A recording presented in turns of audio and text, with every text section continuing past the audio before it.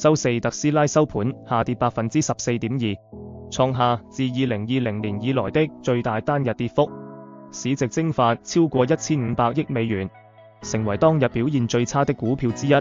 股價也跌穿300美元關口，市值跌破1萬億美元。主要原因是市場憂慮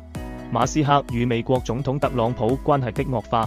可能對馬斯克旗下龐大的商業版圖帶來更廣泛衝擊。消息面上，此前馬斯克在其社交媒體平台 X 上批評國會支出法案令人作嘔，並呼籲議員取消支持，同時指責特朗普忘恩負義，並暗示若沒有他的支持，特朗普不會當選總統。特朗普稱馬斯克對特朗普政府撤銷電動汽車強制令感到很不高興，這直接影響了馬斯克旗下企業的利益。此外，特朗普還威脅要取消對馬斯克旗下企業的政府補貼和合同，進一步加劇了雙方的緊張關係。這場爭端不僅影響了雙方的個人關係，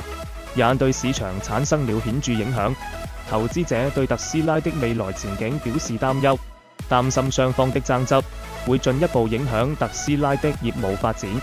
市場分析認為，電動汽車稅收抵面並非特斯拉股價下跌的主要因素，而是特朗普在監管問題上不會表現得友善。兩人之間的爭執絕非特斯拉股東所希望看到的。